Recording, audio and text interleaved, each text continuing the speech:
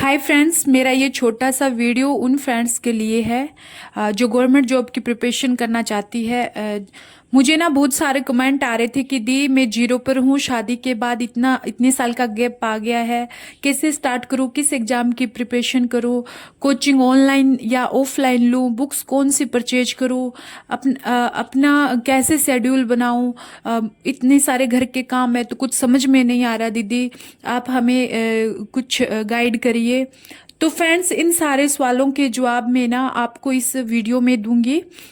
एक हाउसवाइफ को कैसे स्टार्ट करना है अपनी स्टडी को। तो फ्रेंड्स, सबसे पहले तो आपको अपना कॉन्फिडेंस लेवल है ना जो 100% रखना है। कुछ नई चीज़ें स्टार्ट करने से पहले आपको कॉन्फिडेंस और आपको खुद को पॉजिटिव रखना होगा। उसके बाद ही आपको स्टडी स्टार्ट करनी होगी।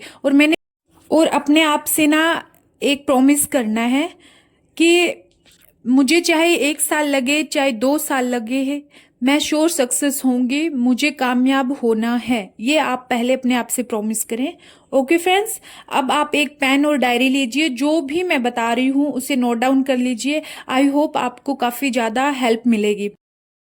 जब आप ना बिल्कुल न्यू हो, जीरो पे हो और काफी गैप आ गया है, शादी के बाद आपने पढ़ाई भी नहीं उठा पा रही हो, पढ़ना भी चाह रही हो, नहीं पढ़ पाई थी, है ना। तो सबसे पहले ना आपको क्या देखना है, आप जिस भी स्टेट से हो ना, उस स्टेट में आप जिस एग्जाम की प्रिपरेशन करना चाह रहे हो, आपकी क्वालिफिकेशन क्या है, जो भी वैकेंसी आ रही है, जिसका भी फॉर्म अप्लाई करोगे, है ना।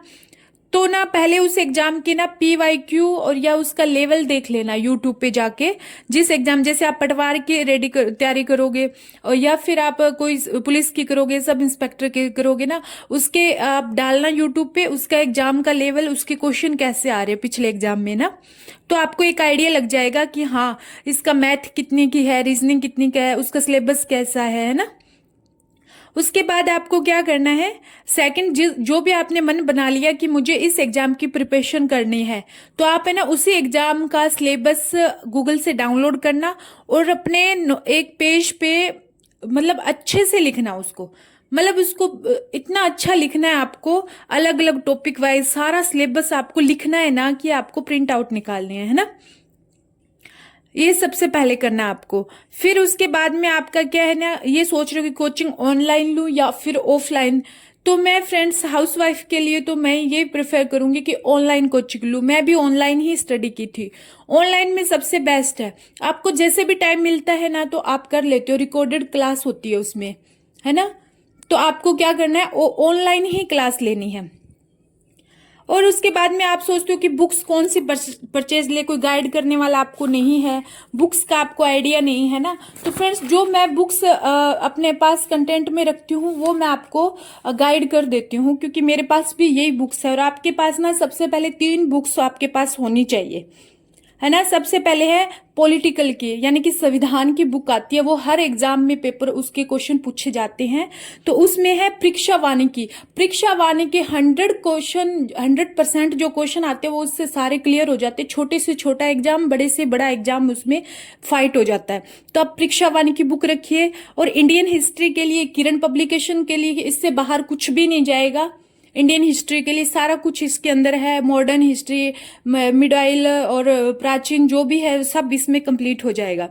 और तीसरी बुक है जियोग्राफी, इंडियन जियोग्राफी की, आप महेश कुमार वरणबाल, जो बड़े से बड़े एग्जाम के लिए और छोटे से छोटे एग्जाम इसमें फाइट हो जाता है। जियोग्राफी की बुक है महेश कुमार वरणबाल की। तीनों बुक आप ले आइए।